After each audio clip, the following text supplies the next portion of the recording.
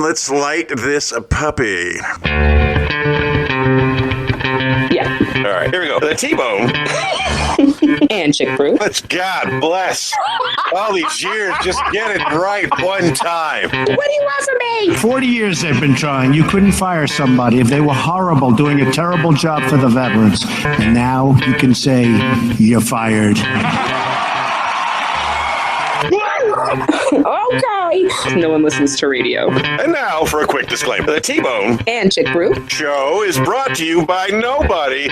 We have no sponsors. The show is still rated G. For Glorious! In the studio today, another back-to-back surprises that you'll be hearing back-to-back. I have with me nationally touring comedian Tai Fu Panda, who is also... one of my favorite things to do during the pandemic was the bathrobe boys. Yeah. So man, we had fun with that, bro. We're going to get into a bunch of things today, and I'm going to start by saying that Tai Fu Panda and Will C are both performing at the Harrisburg Comedy Zone, and it just seems normal that I play the commercial for that.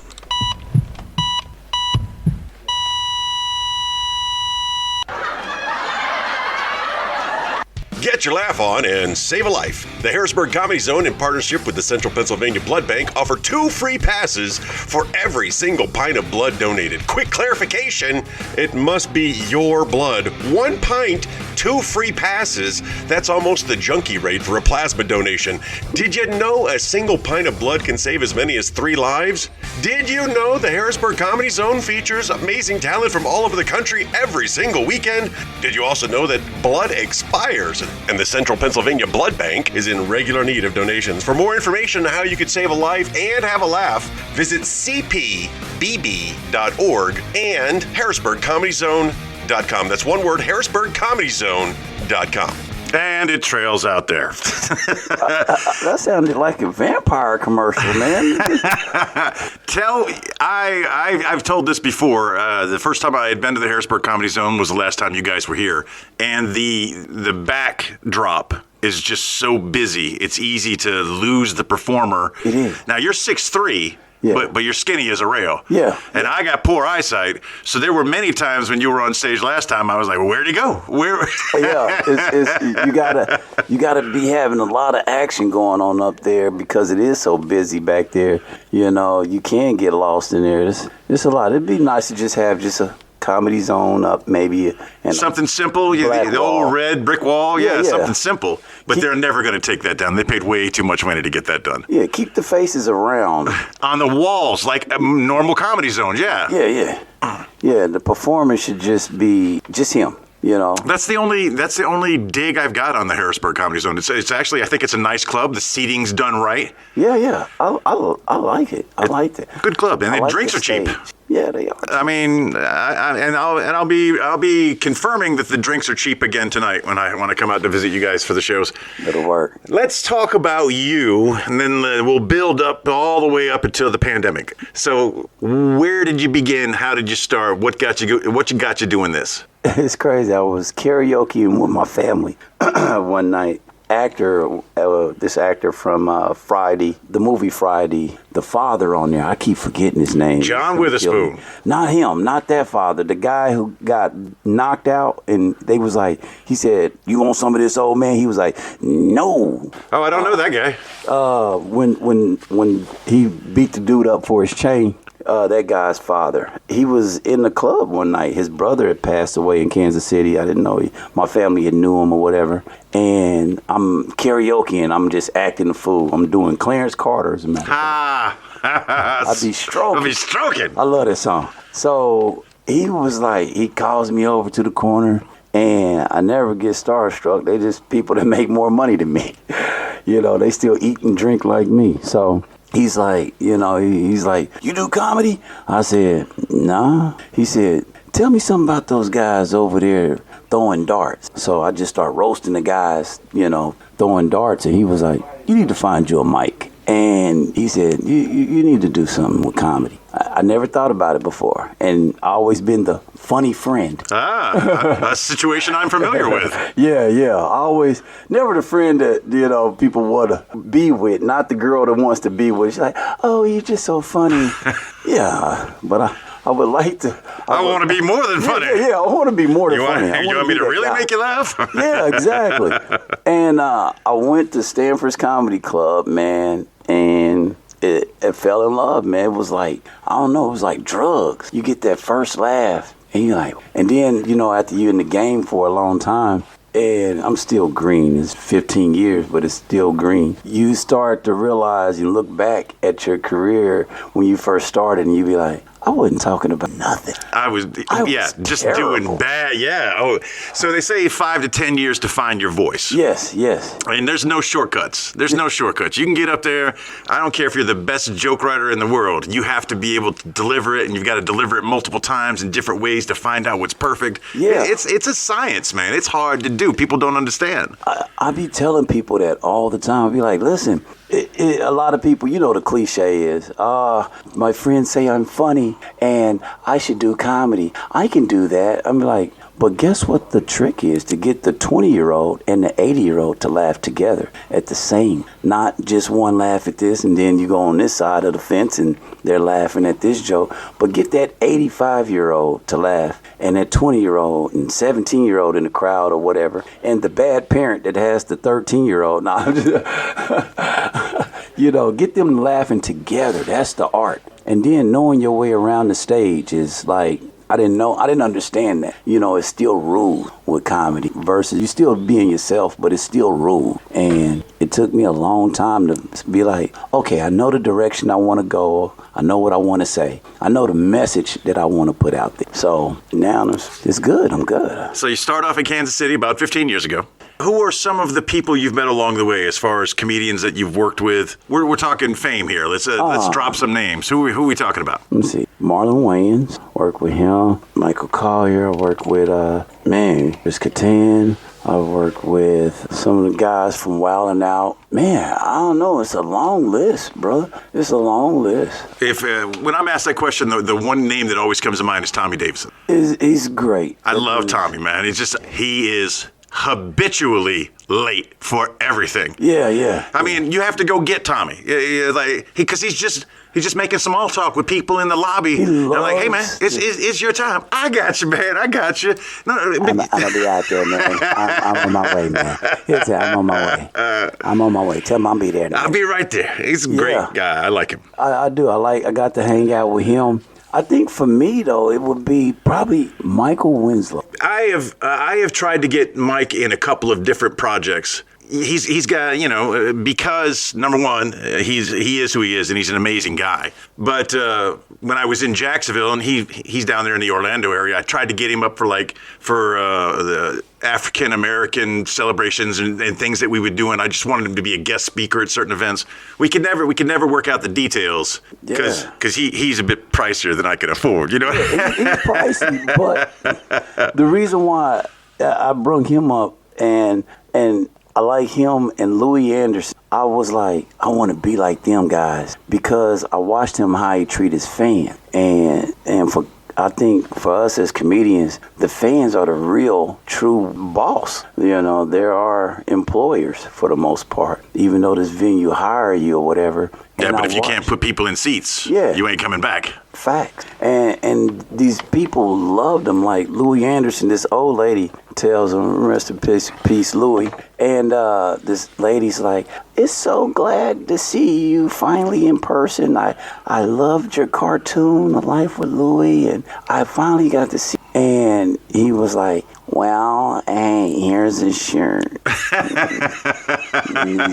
signs the shirt. He's, thank you for coming. You know, he was just real laid back and cool. You know what I'm saying? I was like, that's the guy I want to be. I don't want to be to where you so big and you just like, get away from me. You don't need to talk to me. Bodyguards. Yeah, you see that.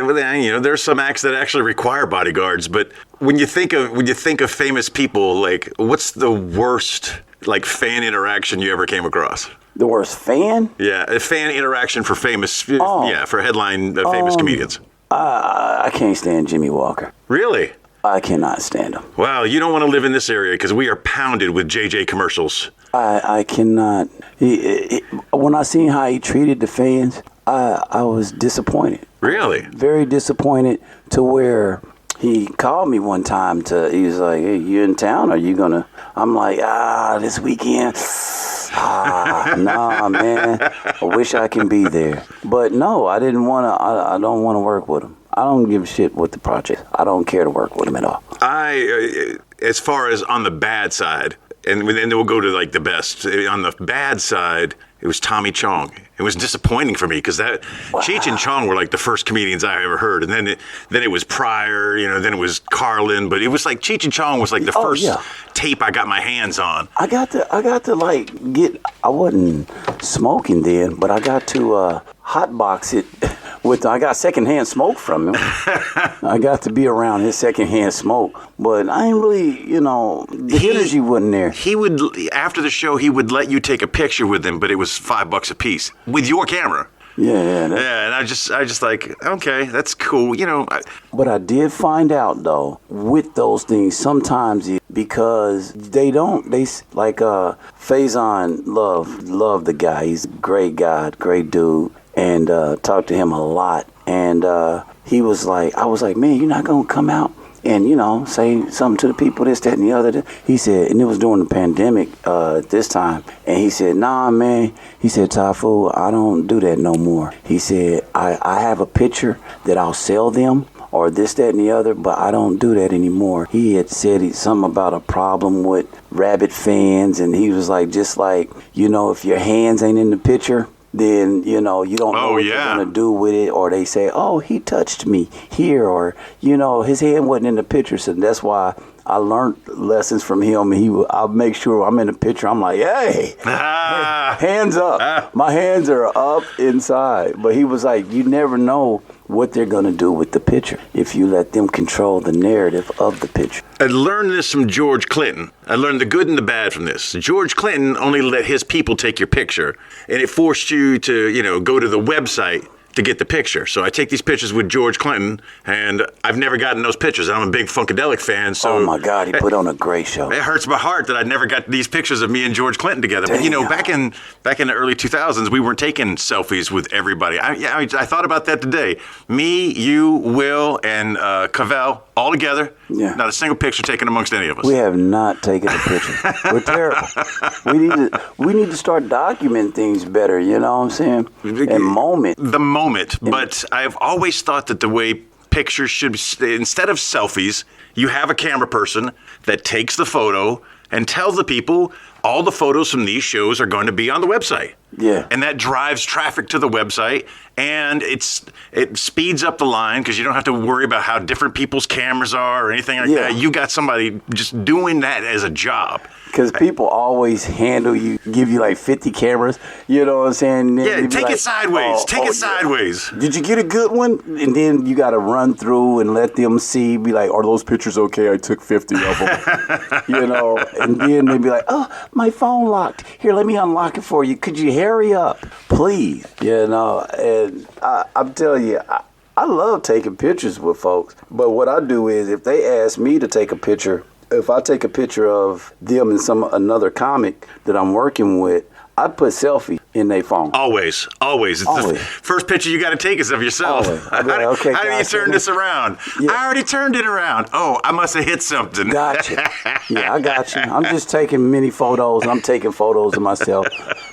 I like to do it to random white women, so they husbands to get in there. Hey! I knew you were still in.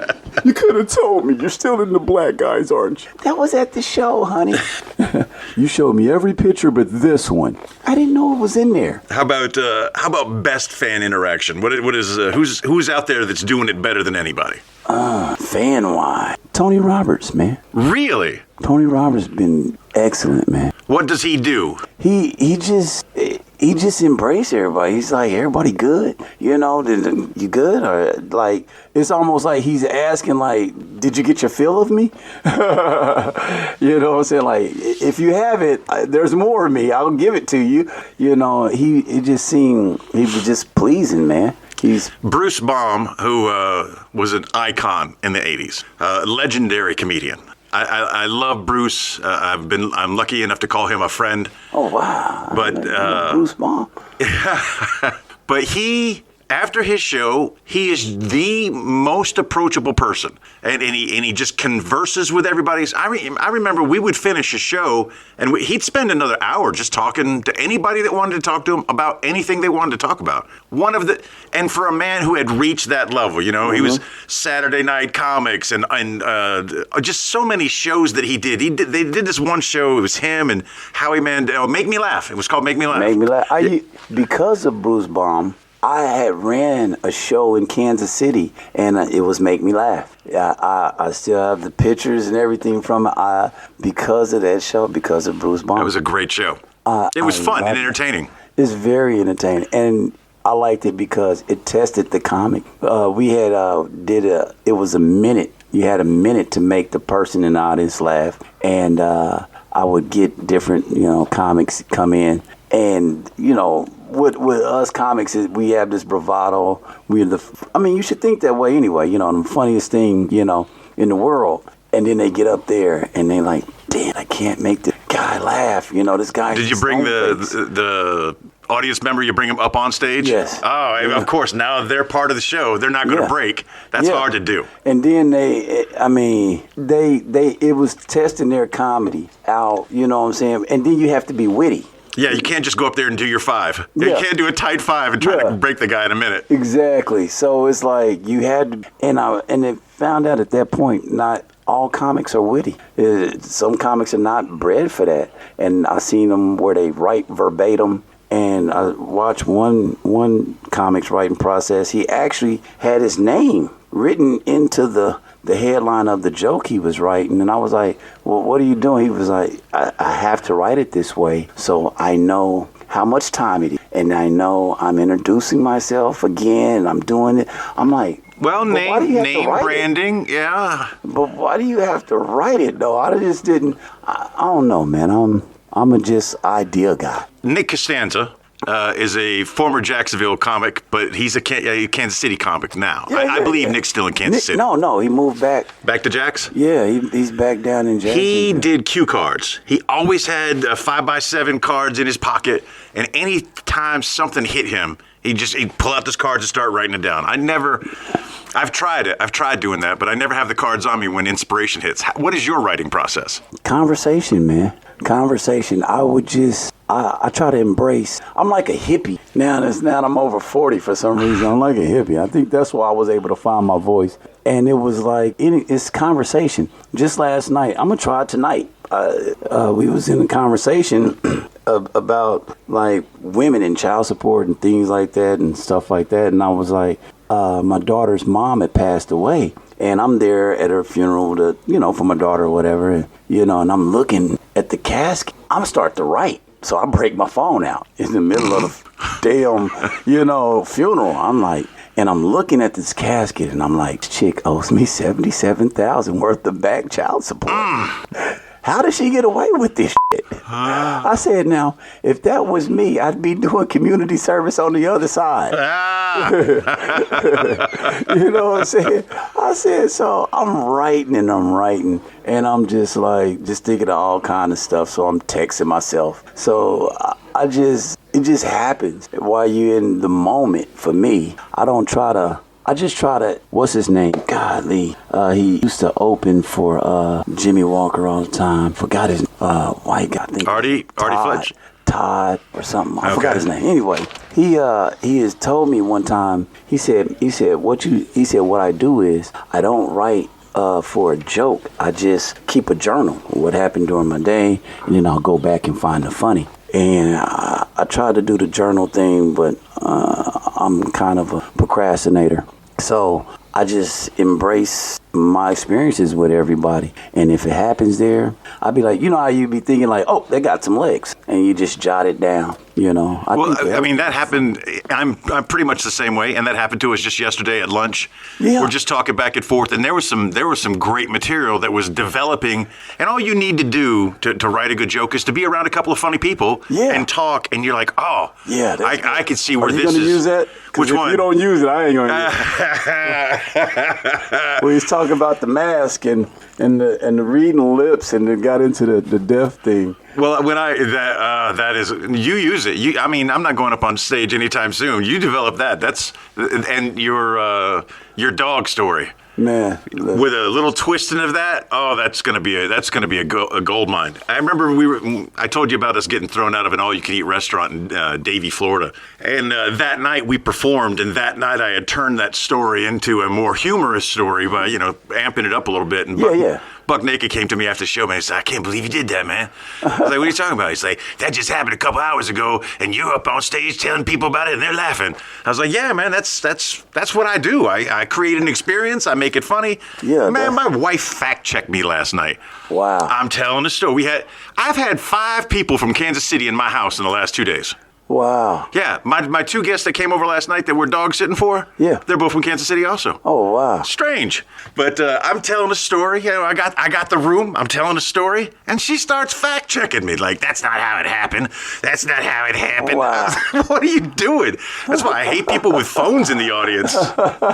Hey, I love that in you. Because, see, I came from, we've played the dozens and stuff like that in high school and everything else, to where my parents loved me. I went to a suburban school. Well, very well. Yes, my parents loved me. But if you was in class early, that's because you was getting roasted so bad or something, or you had something on that you was gonna get roasted about.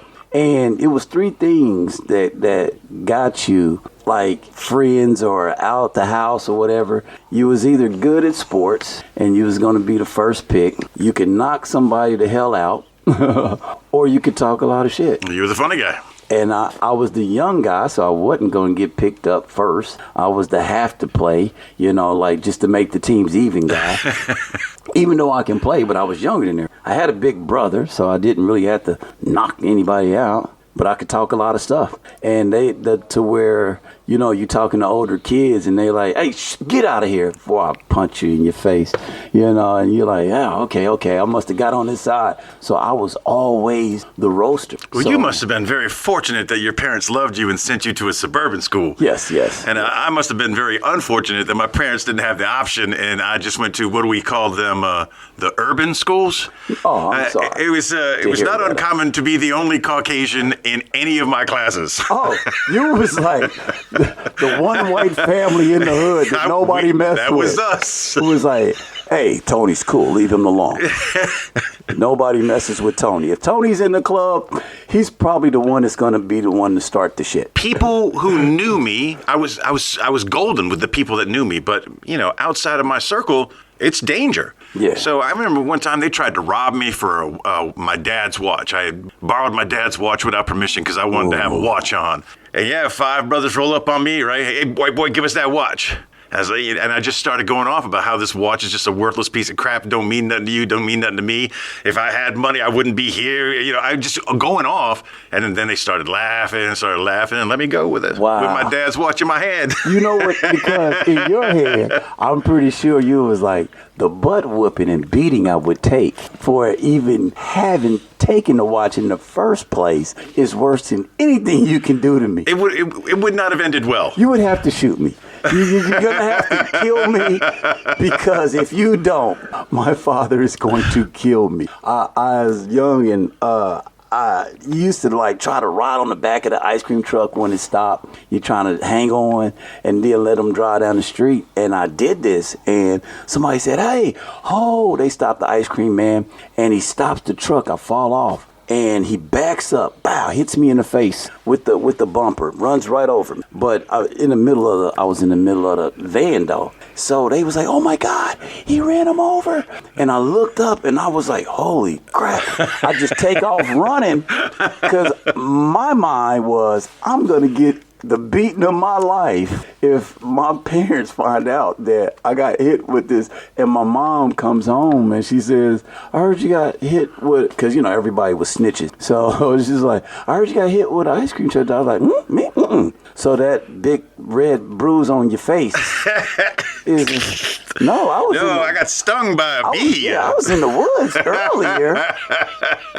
No, it wasn't me. I would remember if I got hit, and then you you give specific details. Yeah. You confess to the crime without knowing it. Yeah. I mean, I would know what the serial number is on the transmission, Ma. I mean, if I was that close, I would have known. And it ends with, I had heard about this. I heard about that. Yeah, I heard about that. That wasn't me, though. They thought it was me, but it wasn't. Somebody looked like me, you know. I was in. It's all the kids on this block know you, to where I've had a whooping by all the neighbors on the block. I was like that kid. I was a sick individual because I snuck around a lot. And my mom worked for the post office. My dad worked for the railroad. And so, like an upper middle class family. And because their schedules was off, my dad would be like, my mama set the couch bed out for him because she had to get up at like 6 in the morning or something, and he didn't get in, and he was a biker. He wouldn't get in till like 2 or 3 in the morning. And everybody took baths back in the 80s. You know what I'm saying? It was just what you did. You just took baths. And she set all this stuff out while she goes to bed. And if I'm up, while he goes and take a bath, I'll sneak up under the couch bed. And, you got the floor model TVs and stuff. Be watching beta porn. So, my dad's strong arm was very strong. And he was a screw turner. He was a mechanic guy, too. And anyway, they had storyline. The porn had storyline. So I'm in 2nd grade. No crap. Tony, this is crazy. The teacher told me I had detention or whatever and I had to stay after school. I didn't know what that was. I was thinking she wanted. Yes, I was thinking she wanted to be with me. She was a beautiful teacher. They didn't start making those teachers until later. So she goes to the office. She comes back. I'm butt naked. I'm in 2nd grade, man. I'm butt naked, and I'm sitting on. You're definitely at an age where you can get by. You can, I'm on that gray stool with the like little gray thingy or whatever. The little I don't know if it's rock or whatever that's on top of this stool. I'm sitting on this stool. And I'm like, I've been drinking water all day. I am going to destroy this. She is going to... The 2nd grade. 2nd grade. I'm thinking like, she's going to leave her husband. She's going to leave her husband for this 2nd grader. And my dad, he gets home. He's smoking this joint. And he's looking at me, and he tells me, he says, I whip you every day. He said, every day you do something. And he was at a loss. He was just like, he's smoking his weed. He's like, listen, help me help you. What am I doing wrong? He said, what am I doing? Explain this to me. What am I doing? And he tells my mom, he says, I hear him go into the bedroom. He says, I can't even whoop him. He said, something's wrong with the boy. And my mom's name Lorraine. He says, Lorraine, something's wrong with the boy. Something is wrong with him. Okay? I don't know what it is. Something's wrong with that boy. Okay? He does not have it all. And you need to go take him to see a doctor, something. He said, the boy ain't got it all. I swear, the boy just, every day, you would think he would just stop. And he was just, he was just at a loss. And I was like, the famous answer. He's like, why was you, he's like, it was crazy. You were naked. I was naked, yeah. Why? I always been that way, man. Yeah. Yeah, I couldn't explain to him. You know what I'm saying? It was crazy, man. It was rough. That's a beautiful story. That's a loving, caring relationship between father and son. Yeah. When you stump your dad, that's great. Anytime you can get out of a beating is good, right? Yeah. I left home at 15. That was my out, and I left home after I thought my father had killed me. I had done something. I had upset him. I knew it was going south, so I made a very rapid exit from the house because I knew something was getting ready to go bad. And he hit me with something so hard in the center of my back that I just fell to the ground. I remember I fell to the ground, and I could just feel the blood oozing out of my back. I don't know, a knife. I don't know what he had thrown at me. I could just feel it just oozing down. And then when I finally got it and found out it was an egg, he hit me so hard with an egg that I thought he had killed me. That bad? Like, was you checking for blood? I was. I thought it was dead. Oh God. And due to various life choices as a 15-year-old, I had plenty of beds I could sleep in. So, I just kind of left home and came back occasionally to see if everybody was okay. And as soon as I could, I got out of there. But you got great work ethic, man. You had to have great work ethic back then, or it seemed like you wasn't going to eat. I was working 3 jobs. I didn't have a car. The city buses didn't run the routes I worked. I walked every day 8 miles to school. Oh, you had some strong ass cash. Yeah, I walked every day to school. I worked the 3 jobs, and then it became too much. So I just quit the school and started doing the jobs. And you quit school. Yeah. To go. And this life that you have built for yourself is amazing, bro. Well, it was a lot of work. A lot of perseverance, and I'm going to tell you, to be honest, I picked a great partner to ride with. But you came through, man. Oh yeah, Great. definitely. And it was the military that did it for me. A lot of people want to use the military as an experiment, but I'm telling you, it's the best jobs program that the government has. It was the best thing that happened to me. I graduated high school at 16, and I had flew off to the military on my 17th birthday. And I was a knucklehead. I didn't know. I thought I was pissed. I was like, I'm not getting valedictorian. I'm 16. I make good grades. I had kids when I found out that they put behavior in valedictorian. That counts to the behavior.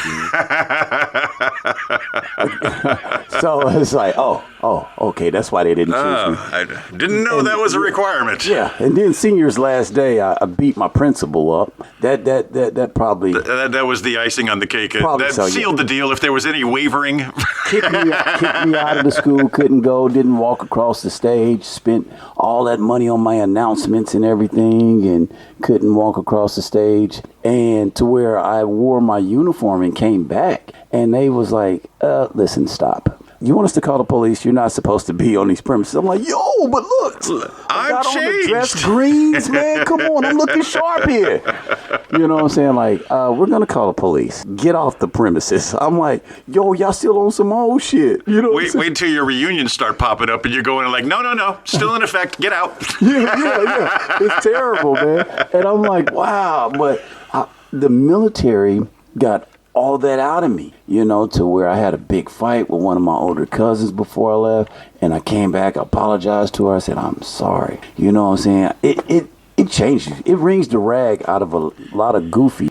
But you can't send me your 18-year-old screw-up that has no home training. Yeah. I can't fix him. Yeah. But, you come from a good family. Yeah. That raised you right. Yeah. But you got some. Yeah, I had some rebellion in me. You got some rebellion, some things that need to be corrected. Yeah, now, the military can fix somebody like that. Yeah. And bring them to a new life and a new standard. Facts. I was a middle kid, man. Middle kid gets no love. Oh yeah, I know. I don't love either of my middle brothers. I got 2 middle brothers.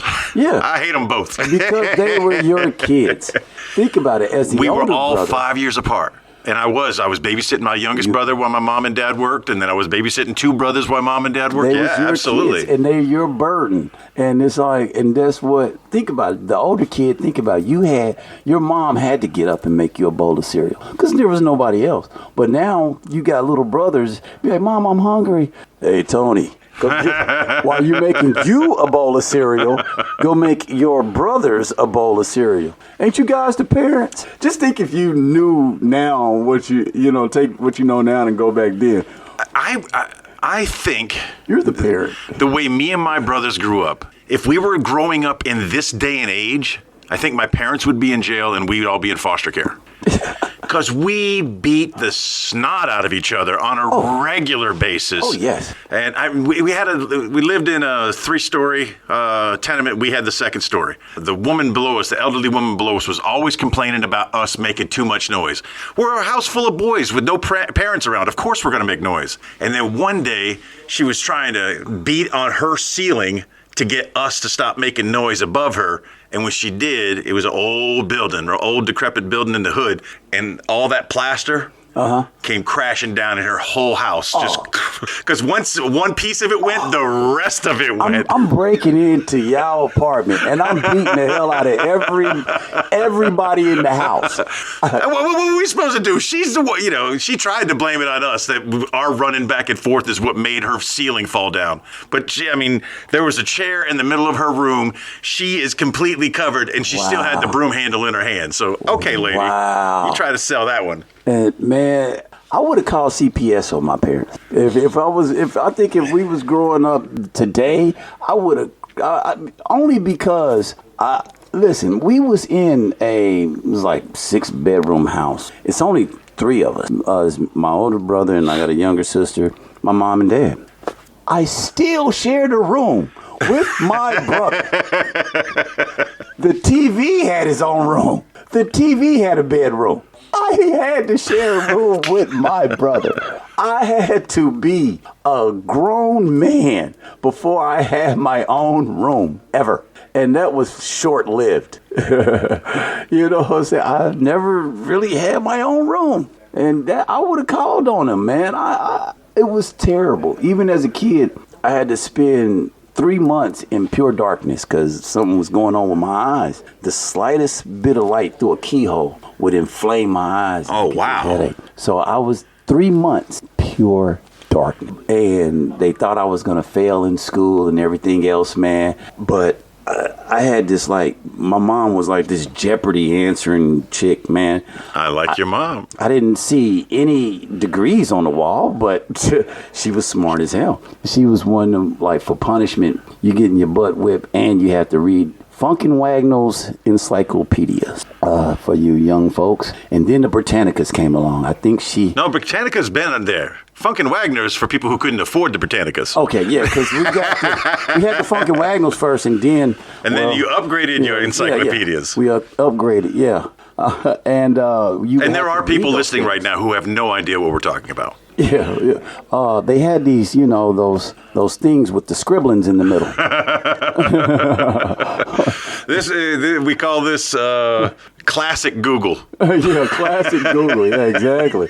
And we had to read those things, so I can always just go and take a test in school or whatever. I didn't have to study for it. I just knew it. And I remember back in the day, my mom was trying to get me in school as a kid, and they had a half-a-day kindergarten and full day. And if your kid was smart, they just give them half a day. But my parents were working parents. They still live like they was poor because they grew up. Both of them are siblings of 14. Oof. Mercy. So because that was the generation that bred children to take care of them in their old age. Exactly. Yeah. And shouts out to my grandmother out there. She just turned 90. That's what I'm talking about. And she's still out there growing. She's still making babies. I think that ship is definitely sailed. I'd be pissed. The last child number 15's name is Dust. Yeah. Definitely. I'll go take this kindergarten test. And my mom coach me before the test. She says, listen, when you go in there and take this test, you don't know shit. Okay? I'm like, so I don't know what that means. I'm like, okay. Because if you're too smart, they're going to... Yeah, I take the test. The lady comes back, and I'm next to her. She says, oh, well, he just needs half a day. She says, he plastered with fine colors. My mom bashed the hell out of me right there. She says, no, I know he doesn't know shit, okay? He is like an idiot. I need him in here all day. But because she was the mail carrier of the school, they worked it out. Worked it out and let me get in there. Because you couldn't take a dive on a kindergarten entrance exam. Yeah, I'm the idiot. Yeah. I'm the idiot because think about it, man. We got beaten in public places back in the day. Oh man, One of my favorite stories is teaching people that the Easter Bunny is not a superhero. Because in the 1970s, it was very common to leave your children in cars. Oh, very much. Yeah, and we all lived by the very same rule. Don't get out the car. That was the rule. Don't get out the car. And they cracked the window. They cracked the windows, and you could talk to the other kids in the other cars. Because all the kids were in the cars. We didn't go into the A&P. We sat out in the parking lot. Man, it was Easter weekend and the Easter Bunny. This is how common it was. The Easter Bunny is visiting the kids in the parking lot. He's just going car to car, giving candy to the kids.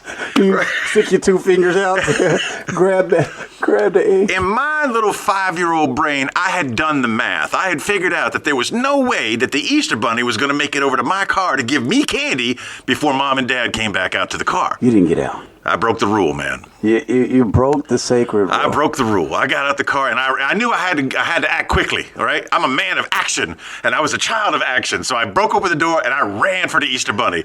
And just as I went to snatch up him, just to grab the Easter Bunny, just to give him a big old hug and get some candy from him, I got snatched out of the air in reverse motion and just punched in the face a couple of times. Oh, God. And oh, my God. And it wasn't a community raising a child. It was my father who had, I don't know how. I don't know how he knew this was happening. Where did you come from? Do you know when you got out that car, other kids was like, oh. Every kid, I think, growing up in the 70s and 80s had got beaten so bad to where you look at other kids like, oh, you are going to get killed. You assumed it happened in everybody's house. And I'm sure when you got out that car, other kids like, oh. Imagine if we'd had cell phones in the 70s. First of all, that's a horrible thought process. Never go back in time and bring cell phones to the 70s, because all the stuff we got away with because there wasn't no cell phones around. Facts.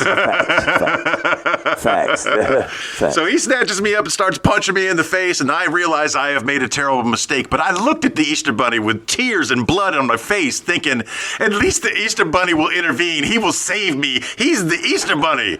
And Easter Bunny just hopped his ass off into the next car. Wow. Just didn't pay me no mind. They never, you know what? They never do.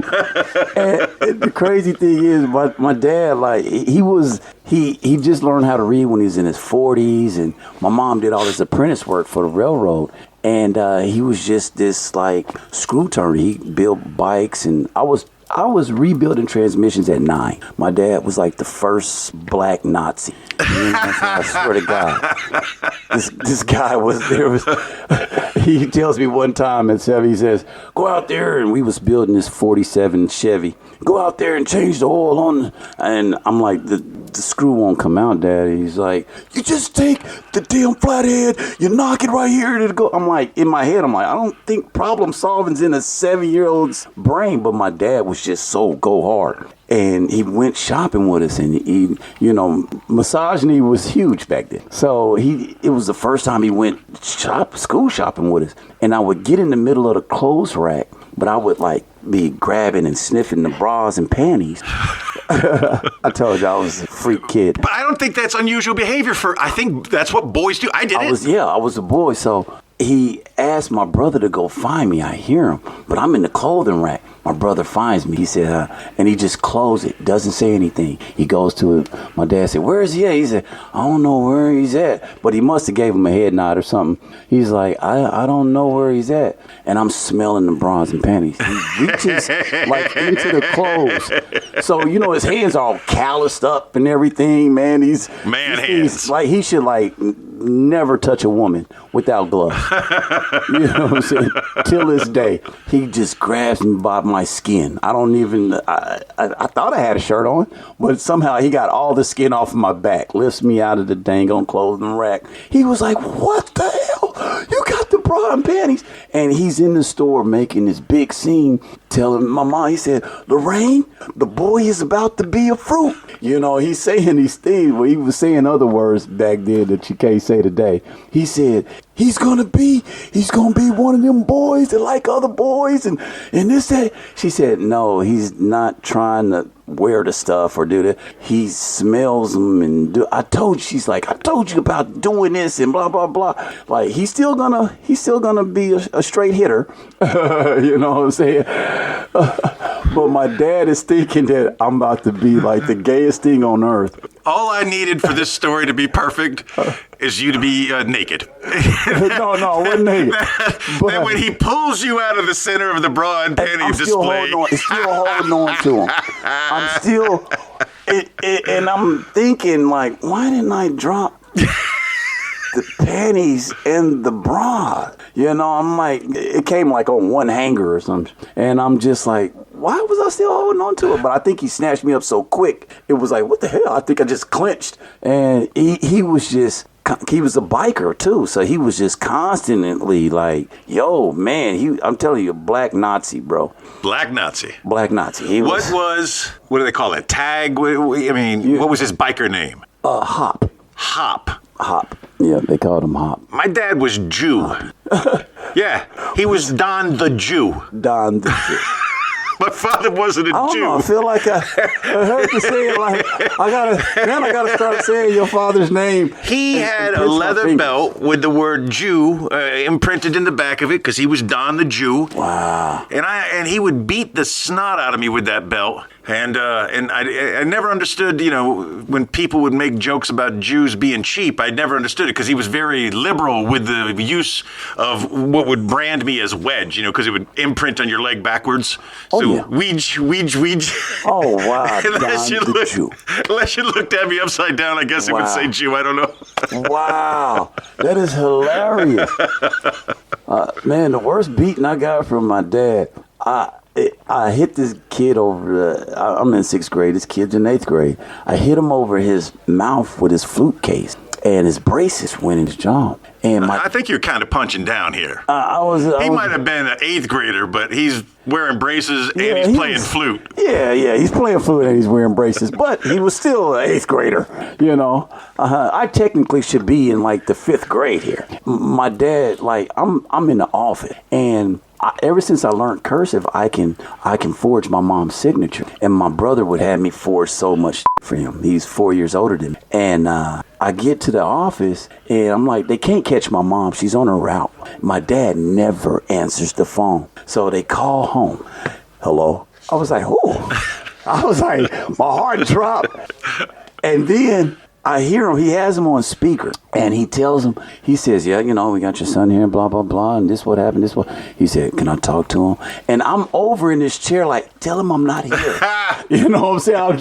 I just wanted to wave him. No, we're good. Tell him I'm not here. So he was like, he said, yeah, well, he just came back from a 5-day suspension because the house was so big at our home, I can hide out in the basement. Me and my brother's room was in the basement, so I could just hide out in the basement till my dad go to work, and then when my mom come home, go to the TV room, and then my mom come home. I've been in school all day. And he was like, we just got him off a 5-day suspension, and he said, what? 5-day suspension? He's like, hey, he said, ask him if you can come home. But he's on speaker, and the principal says, oh, sure. So you didn't know about the 5-day suspension? He said, no. He says, I have all his records here.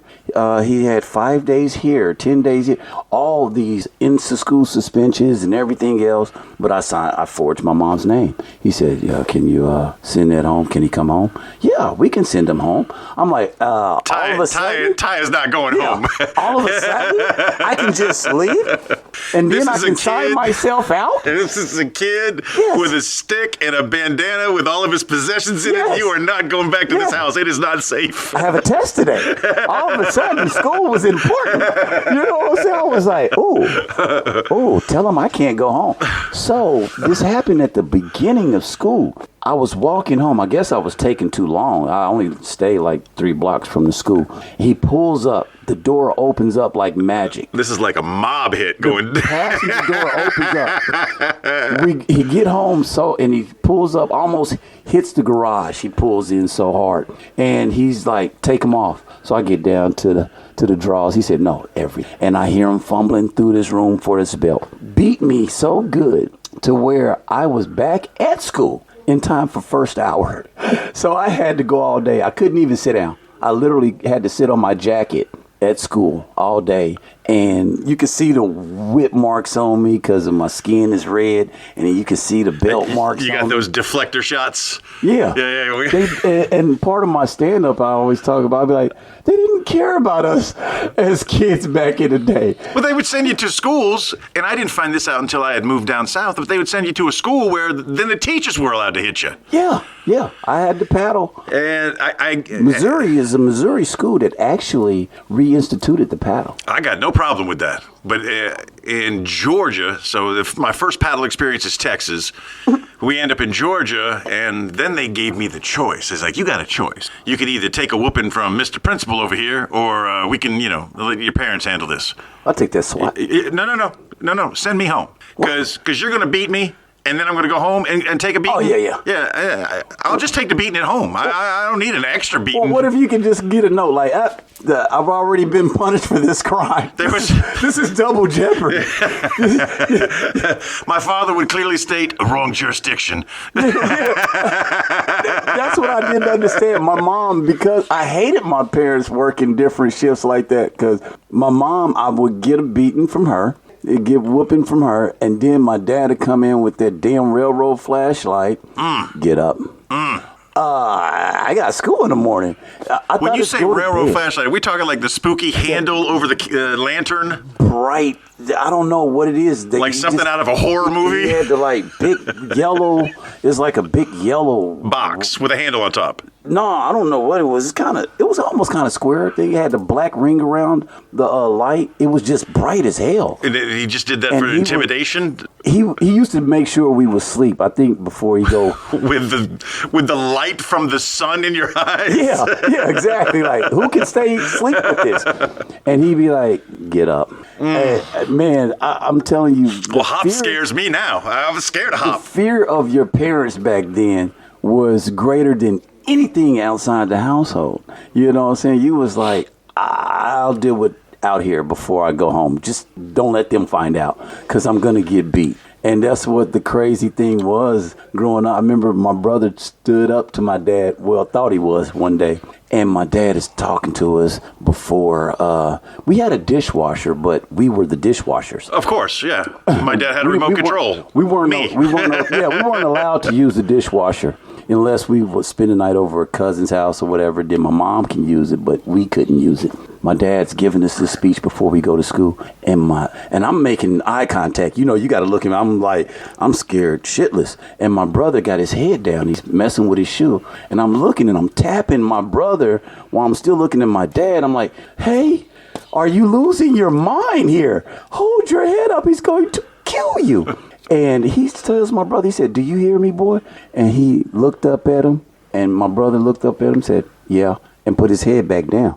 And now I love the fact that both of our eyes went wide when you said that. And no, he didn't. I scooted away from him so fast. I scooted away from my brother so fast. My father grabs him, picks him up off his feet. Listen to me. I mean, my brother taught me, because he was 4 years older than me, and I know you taught your brothers a lot of scam shit, didn't you? Yeah. Well, I mean, all the mistakes were made on me, and they learned from my mistakes. I wasn't that kid. I didn't learn shit. I learned how to be a scammer, too. My brother would eat the ice cream, but he would open the bottom of the box of the ice cream and start eating it from the bottom. Genius. My dad goes to get his black walnut ice cream. Loves his black walnut ice cream. He goes to dig in it. His whole fist goes through the damn box. Who gets the beating for it? The middle kid. Of course. The middle kid. Tony, you are a jerk. I feel your brother's pain. I would set them up. You guys. They were the diversionary beating. The thing is, if Pop focused in on one, we weren't the Four Musketeers, man. It wasn't, one for one and all for all. It was, if you could get David to take a beating, then you didn't get a beating. And you know what the thing is? You older brothers taught us to shut up. We didn't snitch. And then you guys would bribe us with bull crap like, hey, I'll do chores tomorrow, okay? Shut up. And there was probably some deal making. We probably made some deals along the way. I'm sure you did. Usually it was, I You won't had punch the you. game down. My brother was a beast. I kicked him as hard as I could in his midsection. Kicked him in his junk hard. He was so mad at me. He yelled, ah! I left the house. I was out in the winter and waited till my mom got home before I went back in the house. Outside with no jacket. Got a beating for that because I was afraid my brother was going to destroy me. You older brothers are jerks. Hey, it is what it is. But thank you. I mean, I didn't choose to be the number one son. Number one son chose to be me. I tell you what we're going to do in the spirit of your Jeopardy-like-esque mother. Okay. All right. And we're going to do this thing every episode. We do a couple of segments. Yes. This has been a great interview. I've really enjoyed talking to you, but we're wrapping it up, All right, unfortunately, because we're right at the end of the hour. But that's okay, because the next time you guys come back, we'll get you in again. That'll work. Because there are other things I want to talk to you about, and I enjoy talking to you. Thank so you. there's that. I did too. We're going to do this, one of our segments. It's called The Book of Everything. It's where we learn important knowledge. We pull 2 facts out of the Book of Everything, and we teach somebody something every single week. Ooh. Everything is everything. What it's meant to be will be. There we go. Our first fact from the Book of Everything. In 1900, all the world's mathematical knowledge could be written in about 80 books. Today, it would fill more than 100,000. They found new numbers. They created new numbers. Mathematicians are a stupid, silly bunch. They just make stuff up. When you're adding letters to letters to letters and you call it math, I don't think you understand the definition of math. Well, n to the n to the n is infinity more?